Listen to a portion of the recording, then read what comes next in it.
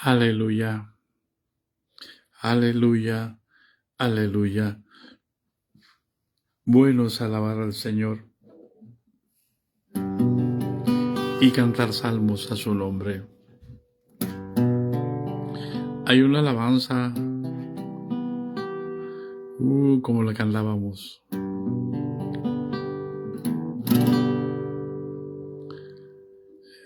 Voy a tratar de cantarla.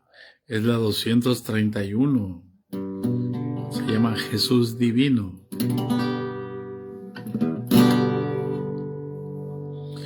Jesús divino, fiel y benigno, estoy rendido bajo tus pies, ante tus pies, vengo a expresarte mi gratitud.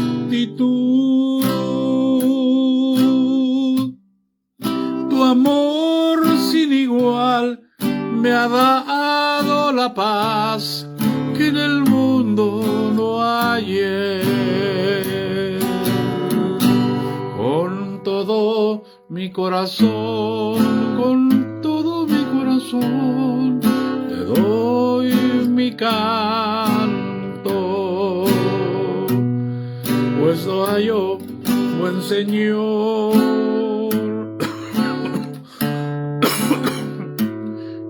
cómo pagarte. Sufriste muerte para salvarme. Tu sacrificio me redimió.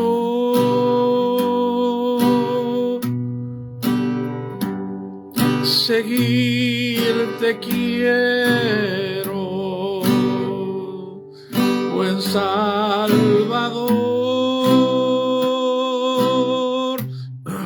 pues quiero llegar a aquella mansión donde moras, Señor. Con todo mi corazón te doy mi canto, pues no hallo buen Señor cómo pagarte. Allá en el cielo donde tú reinas, tendré la dicha de contemplar tu rostro hermoso, lleno de amor. Contigo estaré gozándome así por los siglos. Amén. Santo, con todo mi corazón te doy mi canto, pues no hallo buen Señor cómo pagarte. Aleluya. Paz de Cristo, preciosa canción. Aleluya. La cantábamos allá en el 92. En el 93 la cantábamos, hermanos.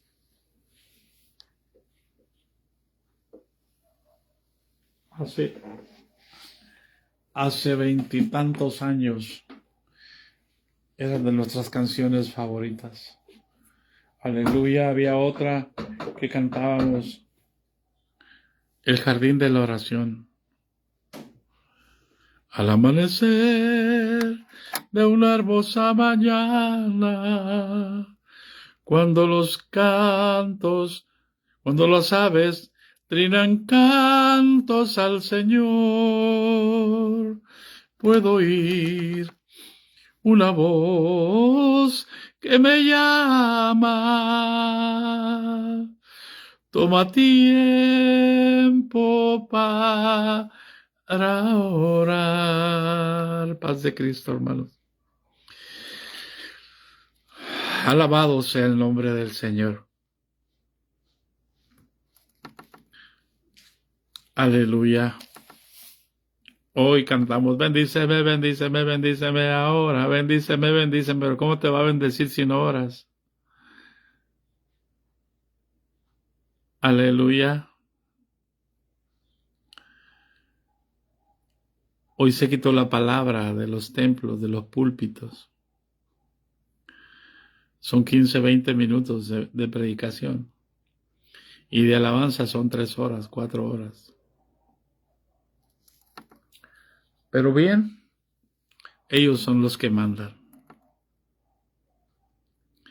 Aleluya. Pero en aquel día el Señor se reirá de ellos. Paz de Cristo, hermanos.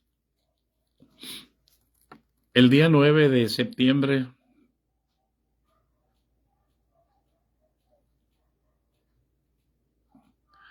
aleluya, hablamos acerca un poco, hermanos, de la ofrenda para los santos. Y hablamos acerca de la fidelidad de los macedonios. ¿Cómo es que ellos le pedían con ruegos al apóstol Pablo que les dejara participar para juntar ofrenda para los santos que estaban en Jerusalén?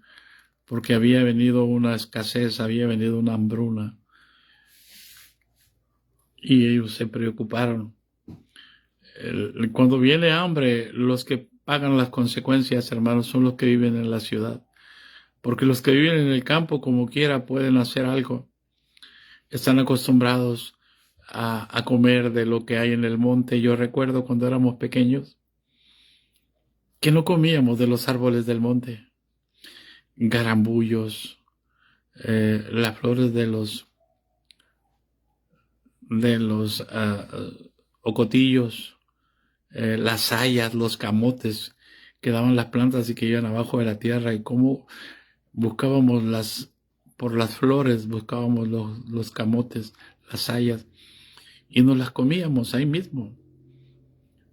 Nos íbamos al monte y ahí comíamos de todo lo que había en el monte, las pechitas, el atole de pechita, los guachis. ¿Qué no comíamos, hermano?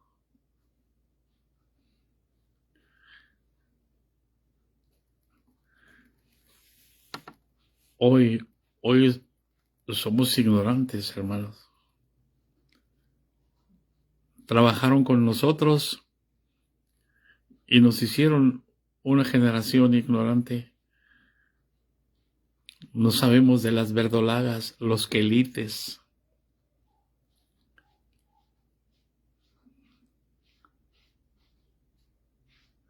el diente de león, los cuernitos, decíamos nosotros, la lechita de los cuernitos, los quesitos, aquellas cosas que dan unos como forma de quesos chiquitos verdes. ¿Qué no comíamos, hermano? Los chuales, exactamente. ¿Qué no comíamos? Hoy, ¿dónde podemos encontrar eso?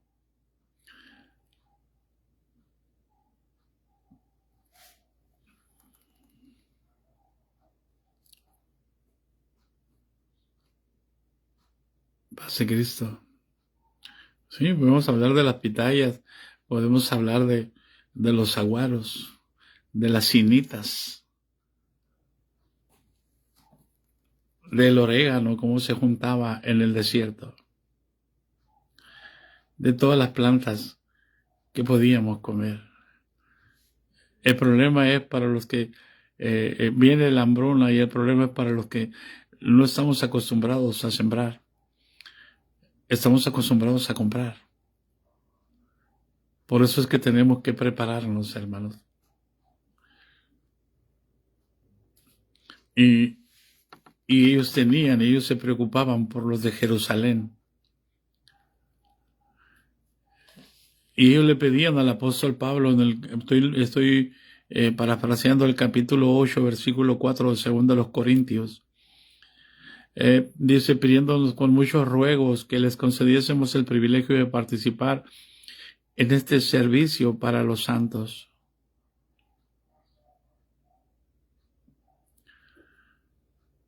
Y dice, y ellos se dieron no como lo esperábamos. Mire, y esto es lo más importante, hermanos. Aquí no se forma una iglesia para pedirle dinero y para sacarle dinero. No es el objetivo del Señor Jesucristo establecer una iglesia para que la iglesia nos mantenga. Hermano, y aquí está tan claro en el versículo 5, dice, y no como lo esperábamos, sino que asimismo se dieron primeramente al Señor y luego a nosotros por la voluntad de Dios. ¿Cuál es el propósito de establecer una iglesia? Que la gente se dé al Señor y no a los hombres.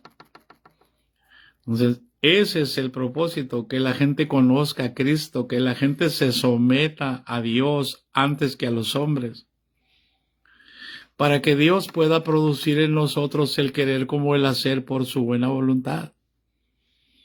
Y ahí sí, mis respetos, miren, me quito el sombrero.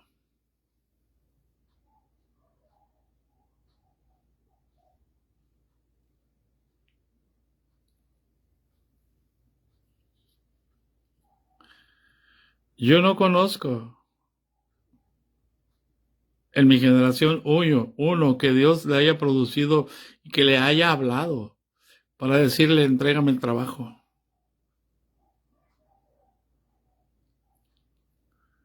Yo no conozco uno que haya entregado su casa, su carro, su trabajo por seguir al Señor. Y no para echarme flores.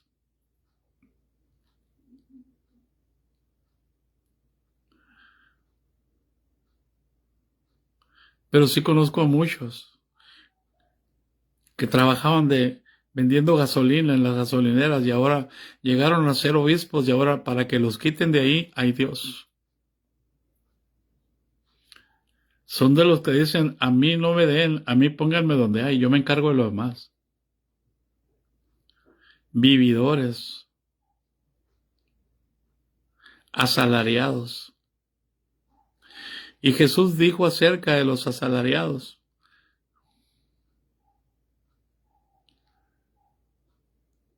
ven venir al lobo y huyen.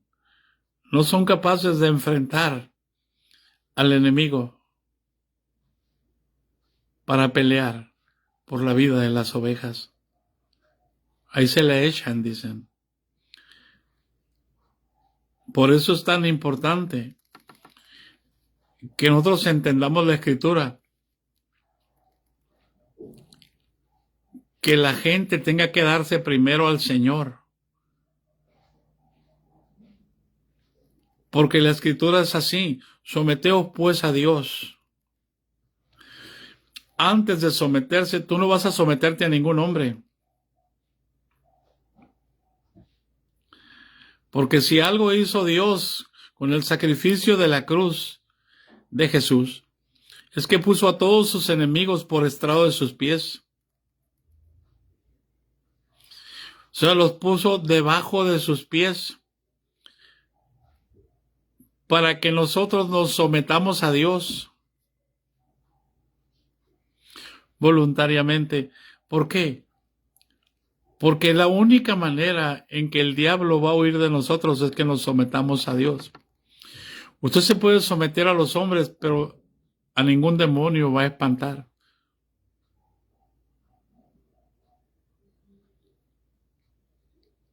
¿Hay alguien en casa? Y cuando usted se somete a Dios, Dios produce en usted el querer como el hacer. Y entonces usted se puede sujetar a los hombres, pero no sometido, sujeto.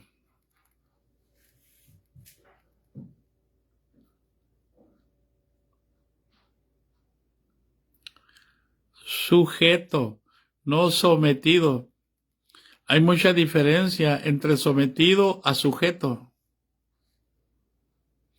Por eso dice el versículo 5, y no como lo esperábamos, sino que asimismo se dieron primeramente al Señor y luego a nosotros por la voluntad de Dios. De manera, dice, que animamos a Tito para que tal como comenzó antes, asimismo, acabe también entre vosotros esta obra de gracia. ¿Cuál es la de juntar la ofrenda, hermano? Cuando el apóstol llegaba, no quería que se juntaran ofrendas. ¿Por qué? Porque se piensa que es para el que llega. Y uno tiene que cuidar de eso.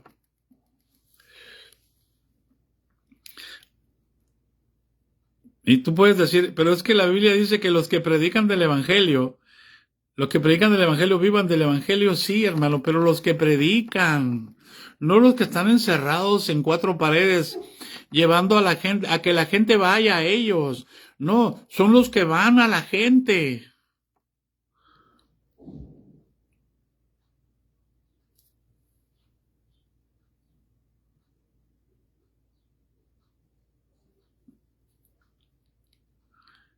El Señor dijo, id y predicad el Evangelio. No dijo, vayan, hagan un templo, junten a la gente y ahí tengan las cautivas y ahí háblenles. No, hermano, no es así.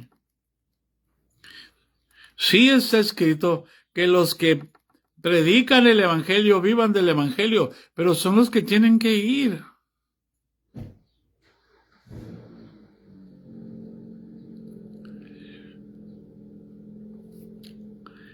Tenemos que salir. Qué cómodo es, hermano. El Evangelio de hoy es una gran oportunidad de enriquecerse. Por eso es que nos importan tanto los bautismos. ¿Por qué? Porque hay que enseñarles el sistema, que tienen que diezmar, que tienen que ofrendar. ¿Y cuándo van a entender la salvación?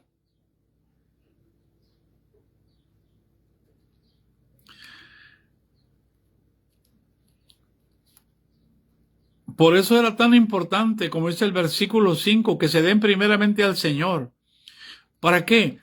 Para que suceda lo que dice el versículo 7. Por tanto, como en todo abundáis, fíjense bien, en fe, en palabra, en ciencia, en toda solicitud y en vuestro amor para con nosotros, abundad también en esa gracia. O sea, es lo mismo, mire, el apóstol Pedro, el apóstol Juan subían al templo a la hora de la oración y estaba un cojo de nacimiento pidiendo limosna. ¿Y qué dijo Juan? ¿Qué dijo Pedro? No tenemos oro y no tenemos plata, pero lo que tenemos te damos. Lo que tengo te doy, levántate en el nombre de Jesucristo y anda. Y se le enderezaron los pies y caminó. ¿Hay alguien en casa? ¿En qué abundaban los apóstoles? ¿En riquezas? No, en fe, en palabra, en ciencia. En toda solicitud eran solícitos.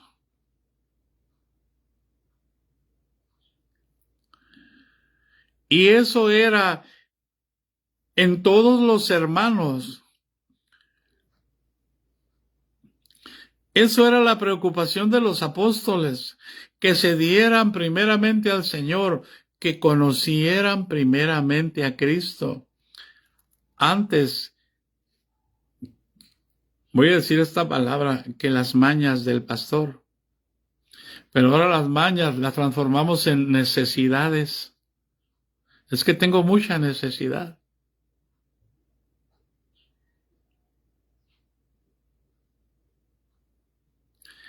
¿Hay alguien en casa?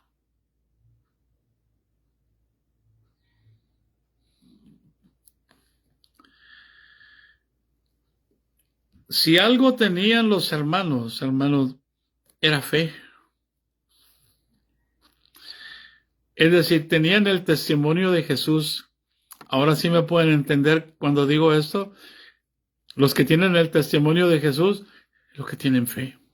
Porque la fe sirve para alcanzar buen testimonio.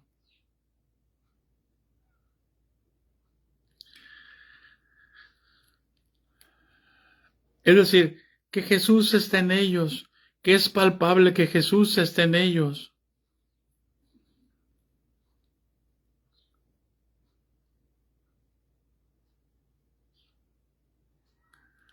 Tienen palabra. Y no se refiere a que se sostienen, aparte de que sostienen que su sí es sí, su no es no. Tienen palabra de Dios en sus mentes y en sus corazones. Viven el pacto que Dios estableció con ellos. Y como tienen palabra y la palabra es espíritu, el espíritu les da revelación y se hace la ciencia de Dios. Y como siempre están solícitos en suplir las necesidades de los demás. ¿Por qué? Porque el espíritu los impulsa, los lleva, los mueve. Muestran el amor de Dios derramado en sus corazones. Y dice, para con nosotros,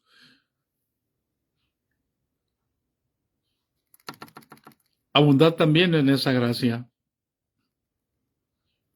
Le estoy diciendo, no nos desamparen. No nos desamparen tampoco a nosotros. Pero no está diciéndoles que tienen necesidad. Es tan importante, hermanos. Miren, yo le doy gracias a Dios. ¿Cómo es que se suplió? Yo no he querido decir cuánto costó la operación para que no se asusten.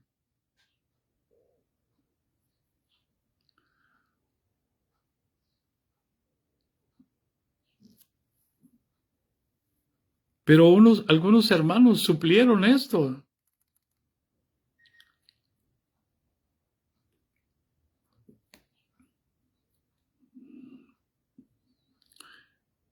Y lo que dice aquí el apóstol Pablo en el versículo 8 dice, no hablo como quien manda.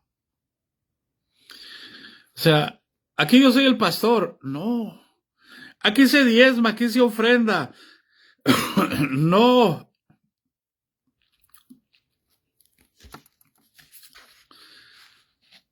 No hablo como quien manda, dice el apóstol Pablo.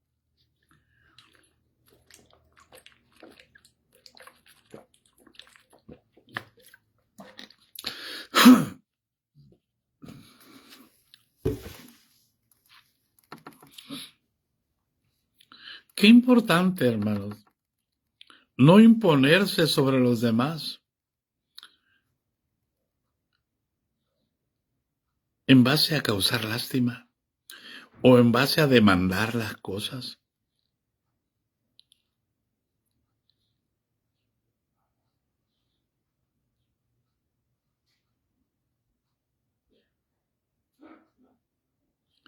Y el apóstol dice en el versículo 8, no hablo como quien manda.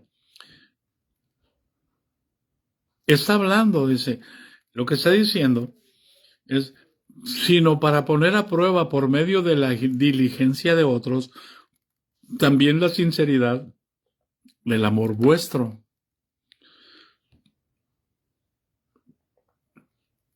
No para generar una competencia, Cómo se generan las instituciones, no, las mujeres son mejores, no, los hombres son mejores, no.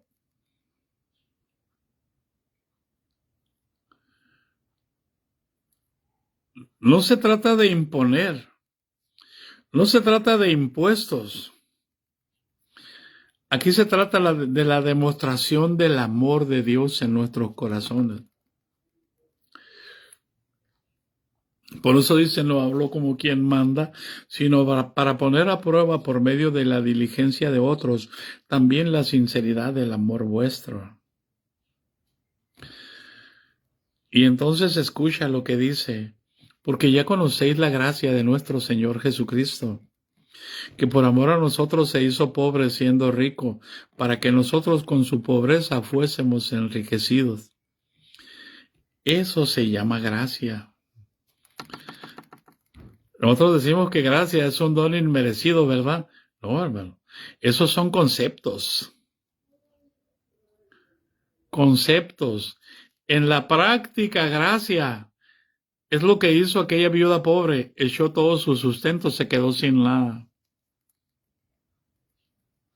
Porque creía que Dios era capaz de sustentarla.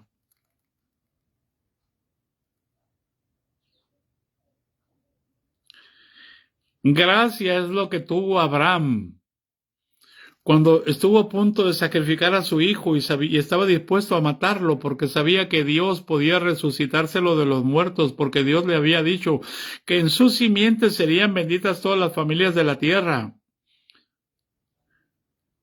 Eso es gracia, estuvo dispuesto a quedarse sin su amado. Gracia es lo que tuvo Dios al dar a su Hijo Jesús por nosotros en la cruz, para morir en la cruz del Calvario. Eso es gracia. Ah, pero como los pastores, es un don inmerecido. ¿Qué? Esos son conceptos, hermanos. Esas son palabras y las palabras se las lleva el viento. Pero lo que es la palabra del Espíritu es más poderosa que el viento. Esa es la que mueve al viento. Esto es palabra del Espíritu. Ya conocéis la gracia de nuestro Señor Jesucristo, que por amor a nosotros se hizo pobre siendo rico, para que nosotros con su pobreza fuésemos enriquecidos. O sea, con su muerte nosotros pudiéramos tener vida.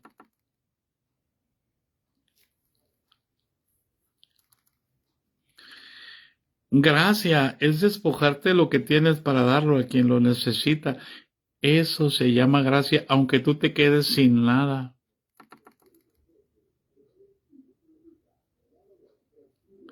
¿Hay alguien en casa?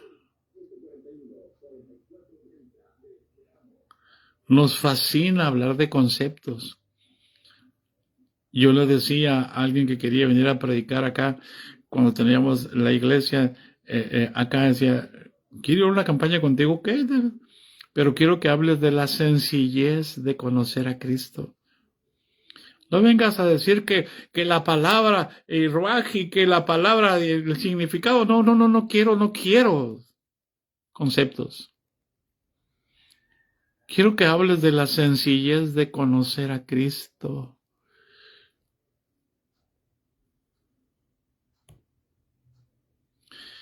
Porque Dios es práctico, Dios es sencillo. Dios dice y las cosas se hacen.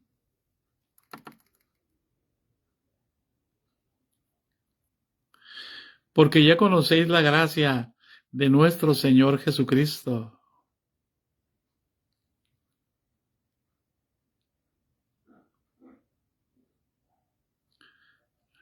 Amén, hermano Lorenzo, qué gusto verte. Gracia es que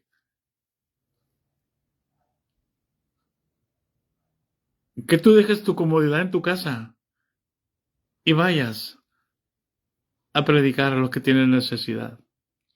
Gracia es que tú dejes tu alimento en casa y vayas a compartir el alimento con los que lo necesitan. Eso es gracia. Gracia es que nos despojemos nosotros para darle a los que lo necesitan. Eso es lo que nos identifica como hijos de Dios.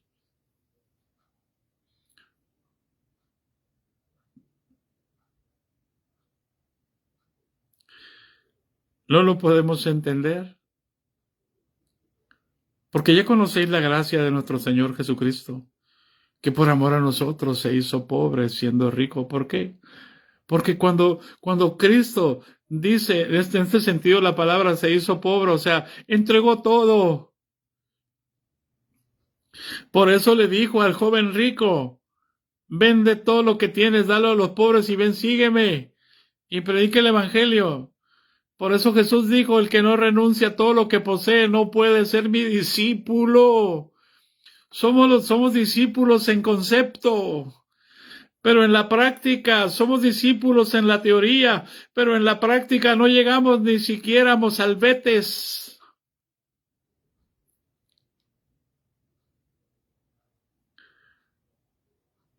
Porque vivimos para nosotros, por nosotros y en nosotros. Cuando la gracia es que fuimos creados en Él, por Él y para Él. Y si vivimos para Él, vivimos. Y si morimos para Él, morimos.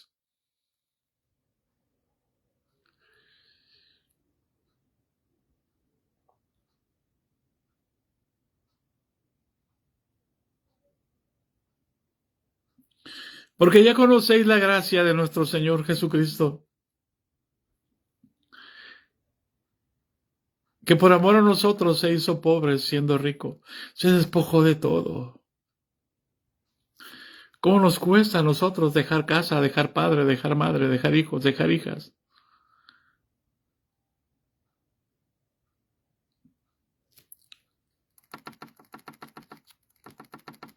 ¿Hay alguien en casa?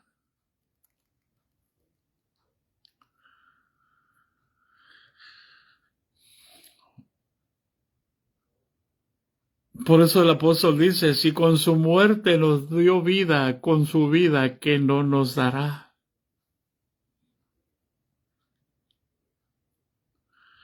Por eso es que tengo que someterme a Dios antes que a los hombres.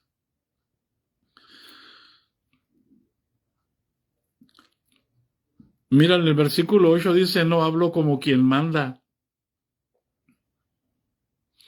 Él tiene autoridad, pero no para aprovecharse, para ordenar cómo se hagan las cosas. Él tiene autoridad, pero sabe que la autoridad que él tiene también la tienen todos los que han recibido a Cristo. Y sabe que Cristo es el que produce en nosotros el querer como el hacer por su buena voluntad.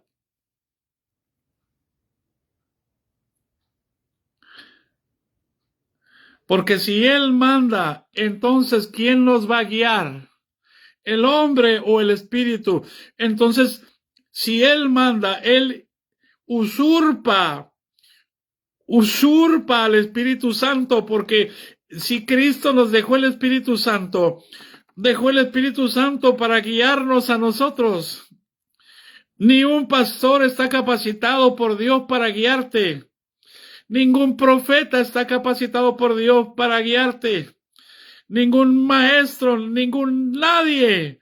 El único que Dios estableció para guiarnos se llama Jesús a través de su Espíritu Santo.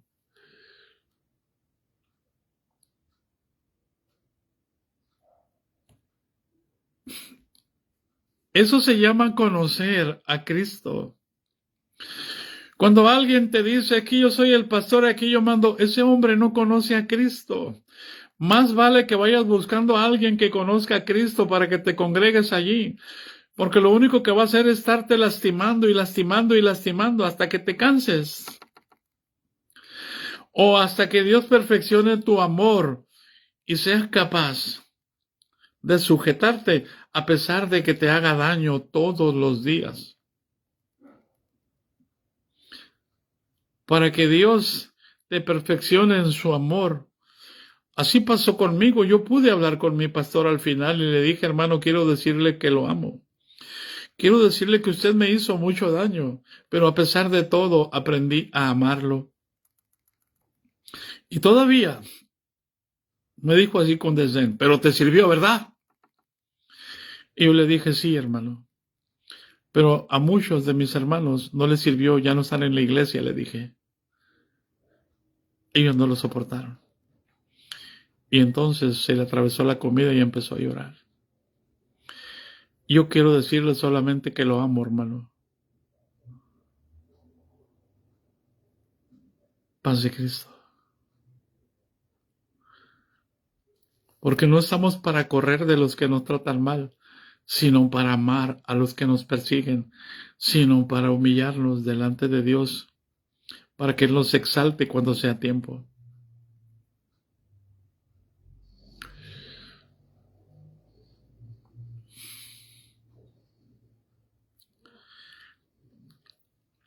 Pero sí hace una cosa el apóstol, no habla como quien manda.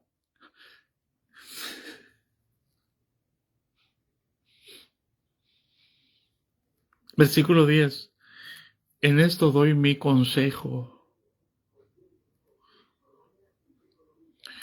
Una cosa es dar una orden y obligar a la gente a que tenga que hacer lo que tú dices. Y otra cosa es que tú tengas la gracia y la sabiduría para dar un consejo.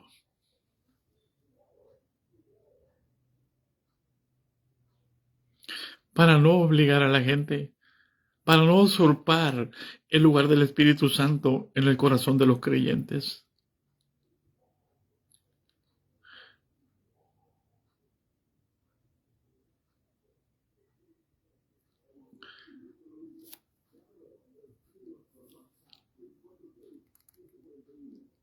¿Hay alguien en casa?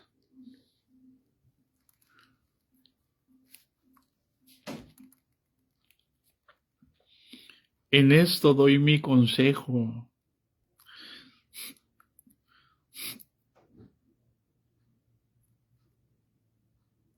El consejo es un espíritu de la plenitud de Dios que estaba en Cristo Jesús.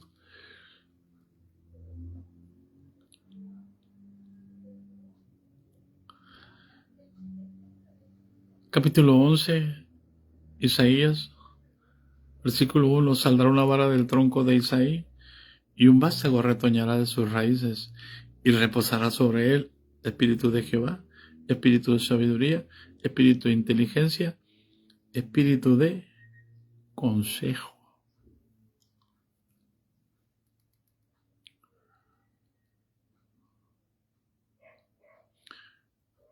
Dios no impone, hermano.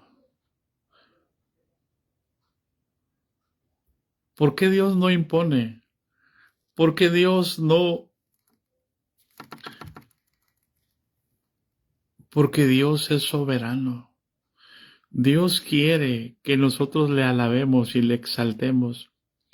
Hoy en la mañana que yo me desperté, como no me puedo hincar, me recosté en la cama y empecé a adorar. Y empecé a alabar. Y mi mente se iba para otro lado. Y le decía yo, Señor, que no permitas que mi mente se vaya para otro lado y de pronto recapacité. Pero ¿cómo? Si yo soy el que estoy permitiendo que mi mente se vaya para otro lado. ¿Cómo le pido al Señor que controle mis pensamientos? No, yo tengo que someterlos. Así que levanté mis manos y me puse a alabar a Dios. Cuando me di cuenta había pasado una hora. Y mi mente estaba en obediencia adorando a Dios.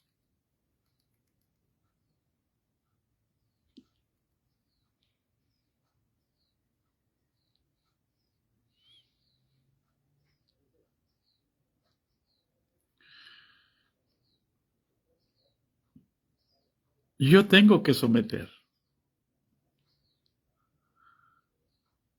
mi mente a la voluntad de Dios. Él no me va a mandar, Él no me va a ordenar. Él me dio una palabra, pero yo decido si la obedezco, si le hago caso o no le hago caso.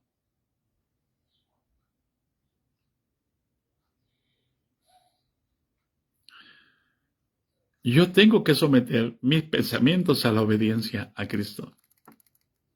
Nadie va a venir. Los pensamientos que salen de mi mente, yo permito que salgan.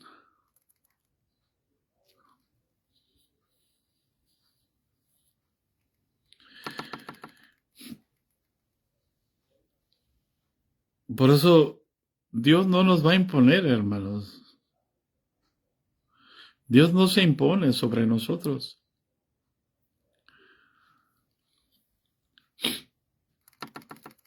En esto doy mi consejo. Dios nos aconseja. Dios hizo con Adán. Mira, el día que comas de este árbol, vas a morir sin remedio. De todo puedes comer. Él no lo detuvo.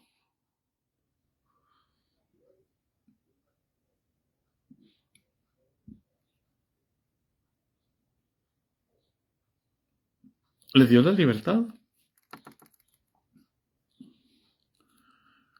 Él nos aconseja.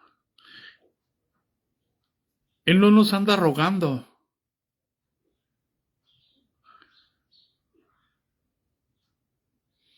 Él dice, vuélvanse a mí. Pero si no se vuelven, les voy a hacer esto y eso. No. Todo tiene su factura, hermano. No podemos cambiar la palabra para condicionar a la gente a que nos siga a nosotros.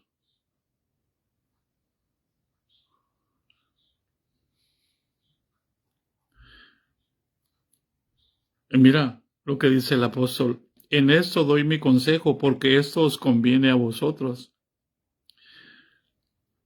No porque le convenga al apóstol Pablo, porque les conviene a ellos para la salvación, para que no se pierdan.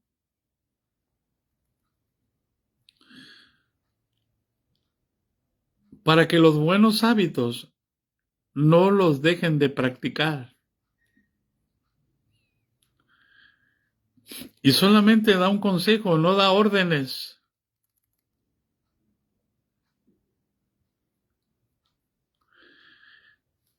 En la ley eran órdenes, eran mandamientos. En la gracia es Cristo derramado en nuestros corazones por el Espíritu Santo que nos ha sido dado. Es Cristo en nosotros produciendo el querer como el hacer por su buena voluntad. Y es el consejo que les está dando. Que se dejen guiar por el Espíritu.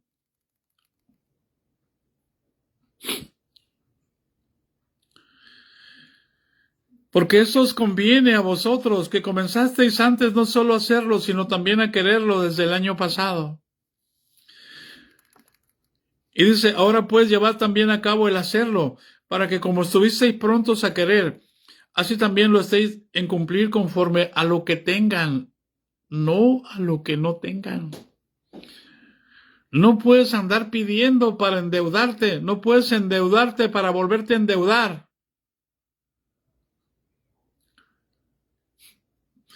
¿Qué es lo que quiere el Espíritu? Que no seamos cautivos de los demás.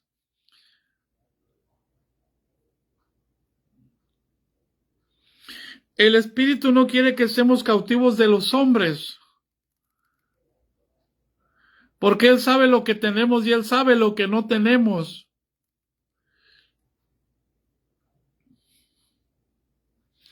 Por eso dice, para que así también lo estéis en cumplir conforme a lo que tengan. Porque si primero hay la voluntad dispuesta, será acepto según lo que uno tiene, no según lo que no tiene.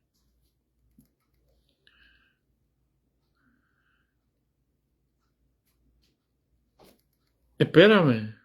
Hermano, ¿cuántos vamos a dar? Tanto, tanto, tanto. Y tú haces cuentas y dices, es que no me alcanza. Pero no falta, ándale, por fe, por fe, por fe, hazlo por fe. Y te comprometes. No lo haces por fe, sino por la necesidad que te están presentando. Y ojalá fuera necesidad en cuanto a los necesitados.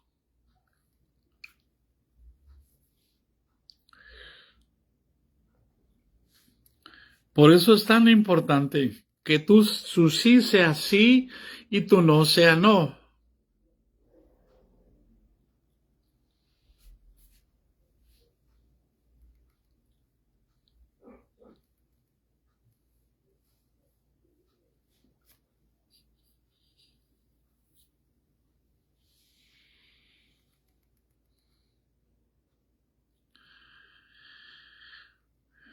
Tú sabes lo que tienes y sabes lo que no tienes. Tú sabes tus necesidades y el pastor no sabe tus necesidades. Ni los hermanos que tienen saben tus necesidades, ni los hermanos que no tienen saben las necesidades que tienen los que tienen recursos.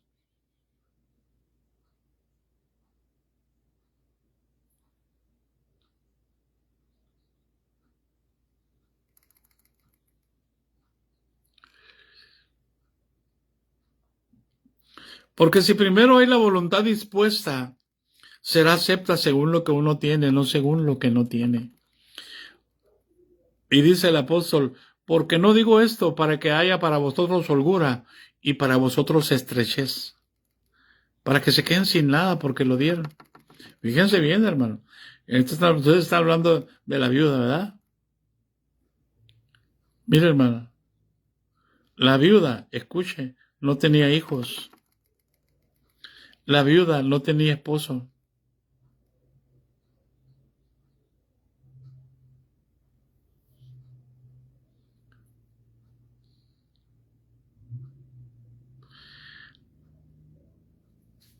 Al menos que suceda lo que sucedió con Elías y la viuda de Sarepta de Sidón, donde Dios habla con Elías y le dice, vete a Sarepta de Sidón, yo he dado órdenes a una mujer para que te sustente allí. Y va, Dios le da órdenes a la viuda, y cuando llega Elías, la viuda ya sabía que iba a llegar Elías.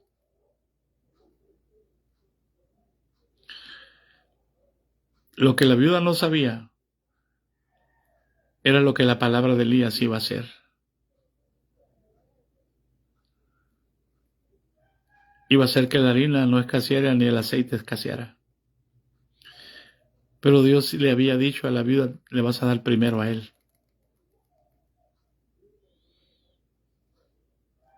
Amén. Aquí han venido hermanos a la casa y donde hemos estado, y de pronto se levanta mi hija y saca un dinero y se lo da. Y esto es que el Señor me dijo que te diera esto.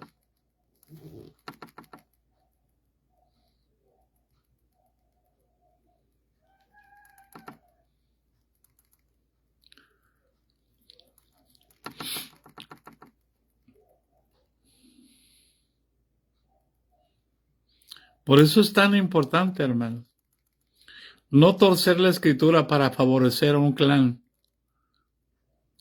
sino para que el reino de Dios permanezca y no se desvirtúe el reino de Dios. La escritura no tiene que torcerse.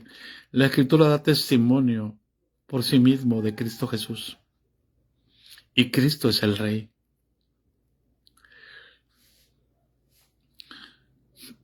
Porque no digo esto para que haya para vosotros holgura y para vosotros estrechez. No digo esto para que los de Jerusalén tengan más y ustedes se queden sin nada, sino para que en este tiempo, dice, con igualdad, la abundancia vuestra supla la escasez de ellos, para que también la abundancia de ellos supla la necesidad vuestra para que haya igualdad. ¿A qué se está refiriendo allí, hermano?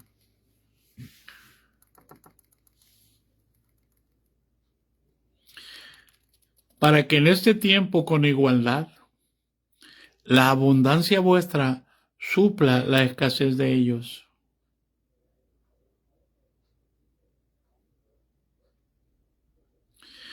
Y para que también la abundancia de ellos supla la necesidad vuestra para que haya igualdad.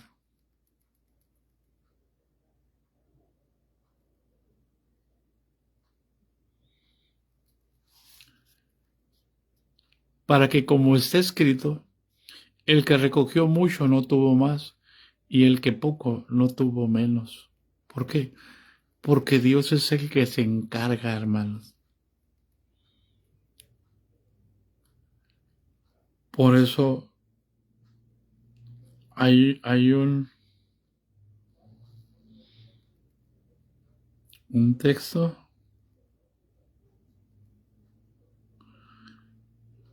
no, más adelante en el capítulo 9, el don inefable. O sea, que Dios no falla. Cuando Dios te produce a ti el querer como el hacer y tú obedeces, Dios suple inmediatamente.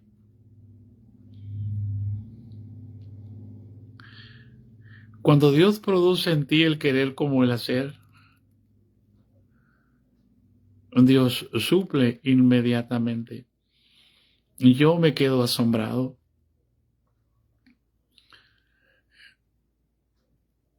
Cuando yo necesito recursos, le digo, Señor, ¿cómo le voy a hacer, Señor?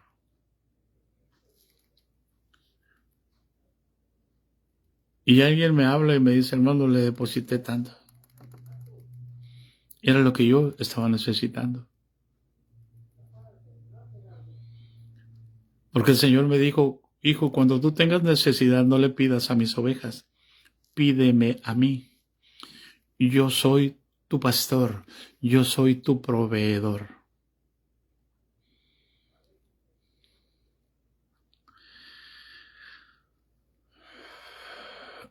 ¿Hay alguien en casa?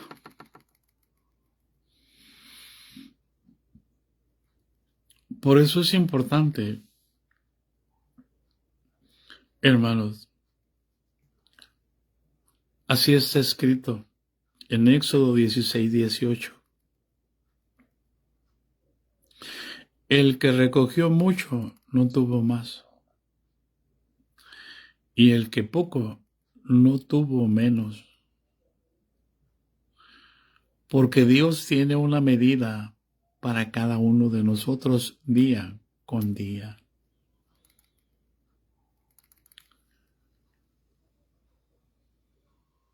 Y mire, hermanos, vamos a seguir adelante. Versículo 16, pero gracias a Dios que puso en el corazón de Tito la misma solicitud por vosotros. Pues a la verdad recibió la exhortación, pero estando también muy solícito por su propia voluntad, partió para ir a vosotros.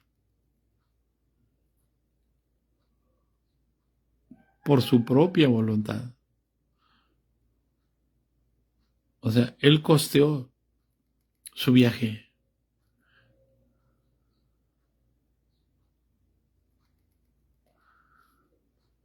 Y mire, aquí viene algo tan hermoso, hermano.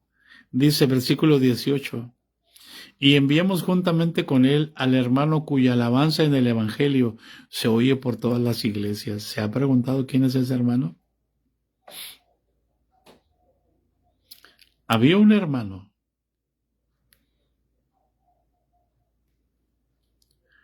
que su forma de vida, hermanos, había estimulado a todas las iglesias. La forma en que se entregó al Señor.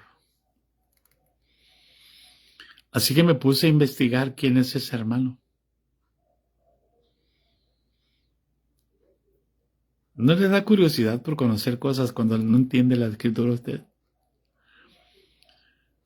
Y hay varios hermanos a los que se dicen los historiadores, pero la mayoría confirma, hermano, que es Lucas, el médico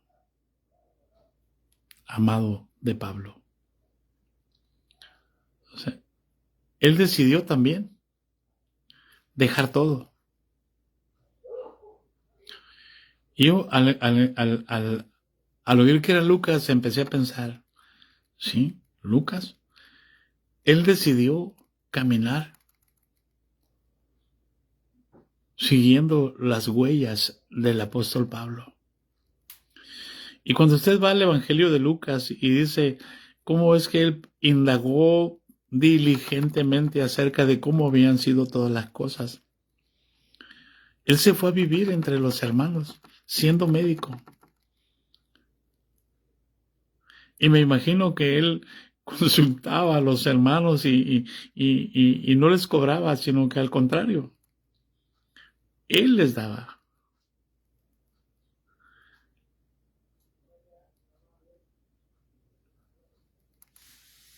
Es Lucas el que escribió el Evangelio. La mayoría de las personas, de los historiadores, de los que saben de esto, se refieren a que Lucas era el hermano a quien se refiere en el versículo 18, y enviamos juntamente con él, juntamente con Tito. Es más, alguien dice que Tito y Lucas eran hermanos. Y enviamos juntamente con él al hermano cuya alabanza en el Evangelio se oye por todas las iglesias. O sea, su entrega, hermano. Su pasión por servir, por conocer a Cristo.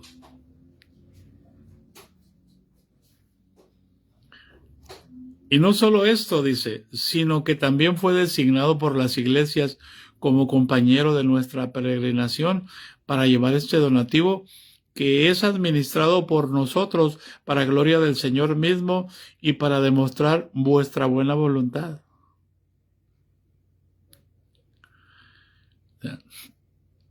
Era alguien que sabía, Pablo también sabía, de administración. O sea, daba fe. No solamente él estaba enterado de las cantidades que entraban, porque eran ofrendas grandes, hermano.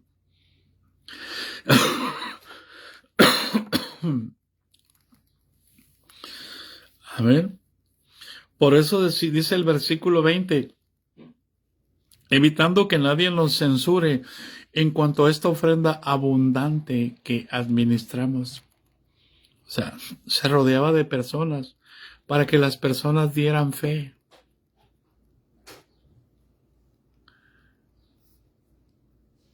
Se sabía las cantidades. Y las cantidades que enviaban son las cantidades que llegaban a Jerusalén. No había mochilas, aprovechando que estamos entregando mochilas, ¿verdad? Pero sí me entienden el lenguaje. No había mochis, pues tampoco. O sea, no le quitaban, no mochaban las ofrendas, porque tenían necesidad de ellos. No.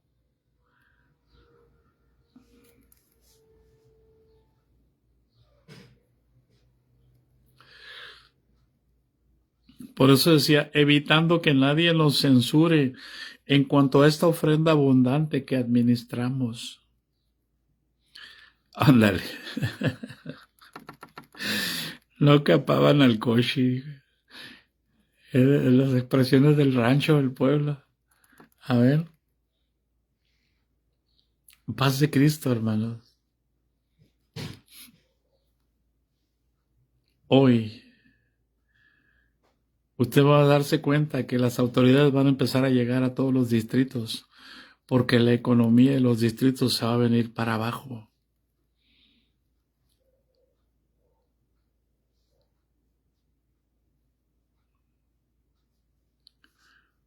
Se va a venir para abajo, y no porque yo esté diciendo esto, sino porque la gente ya se dio cuenta, ya está cansada. Quiere ser libre, quiere vivir para Cristo, no para una institución, donde no tiene ninguna oportunidad de conocer a Cristo. Porque o se hace al sistema, o se va.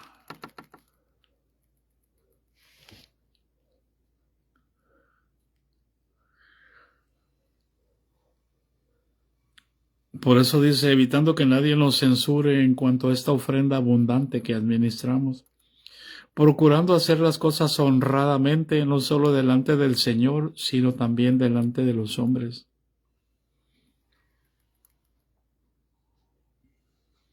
¿Hay alguien en casa? Y dice, enviamos también con ellos a nuestro hermano, cuya diligencia hemos comprobado repetidas veces en muchas cosas, y ahora mucho más diligente por la mucha confianza que tiene en vosotros.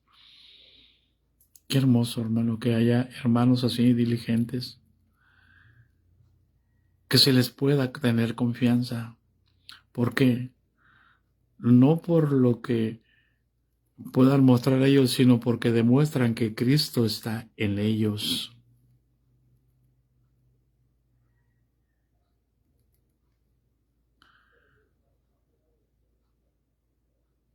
Entonces vamos a terminar en cuanto a Tito, para empezar con el capítulo 9 mañana. Es mi compañero y colaborador para con vosotros. Y en cuanto a nuestros hermanos, son mensajeros de las iglesias y gloria de Cristo. Mostrad pues para con ellos ante las iglesias la prueba de vuestro amor, de nuestro gloriarnos respecto de vosotros. Aquí está hablando acerca de que no descuiden a los mensajeros del Evangelio, que es lo que decíamos al principio. Por eso dice, en cuanto a Tito es mi compañero y colaborador para con vosotros. En cuanto a nuestros hermanos, son mensajeros de las iglesias y gloria de Cristo. No los descuiden, dice el apóstol. Mostrad pues para con ellos ante las iglesias la prueba de vuestro amor y de nuestro gloriarnos respecto de vosotros. Amén. Así que, hermanos, el Señor Jesucristo te bendiga y te guarde, y haga resplandecer su rostro sobre ti y tenga de ti misericordia.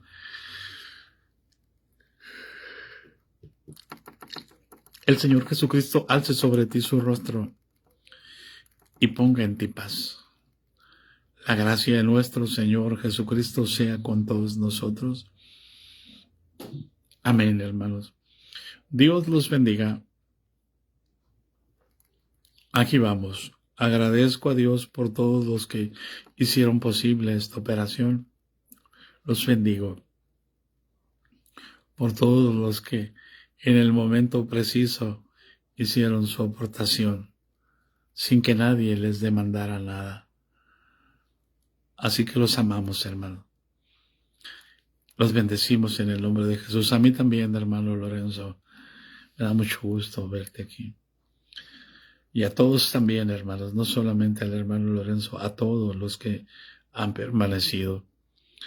Y vamos a seguir permaneciendo en el nombre de Jesús. Y todos los que encubiertamente nos escuchan, que Dios los bendiga y supla todas sus necesidades conforme a sus riquezas en gloria. En el nombre de Cristo Jesús, la gracia de nuestro Señor Jesucristo sea con todos nosotros. Amén, hermanos.